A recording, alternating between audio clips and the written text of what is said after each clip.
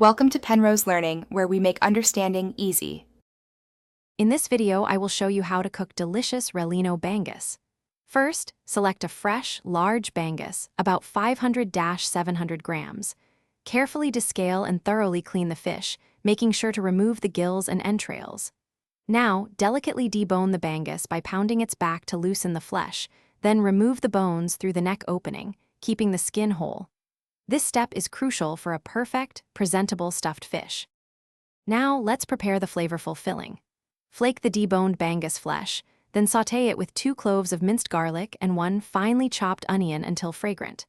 Incorporate half a cup each of diced carrots, potatoes, and green peas, along with a 1/4 cup of diced red bell pepper. Season the mixture generously with 2 tablespoons of soy sauce, 1 tablespoon of calamansi juice, half a teaspoon of salt, and a 1/4 teaspoon of black pepper. Cook this delightful mixture for about 5 minutes until the vegetables are tender. Now for the art of stuffing. Gently fill the deboned Bangus skin with your prepared mixture, carefully shaping it to resemble a whole fish. Make sure not to overstuff, as this could cause the skin to rupture during cooking. Secure the opening near the head with several toothpicks or by sewing it shut using kitchen twine.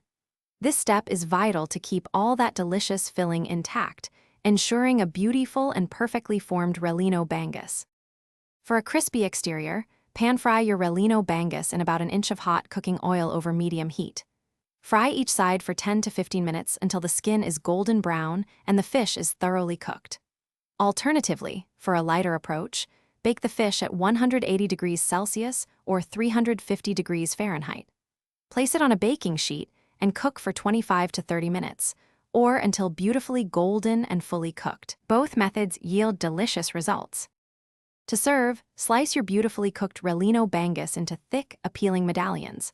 Arrange them on a platter, ready to be enjoyed with your favorite side dishes. This dish pairs wonderfully with a generous serving of steamed white rice.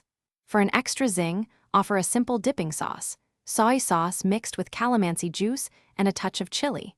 Leftovers store well in an airtight container in the refrigerator for up to 3 days.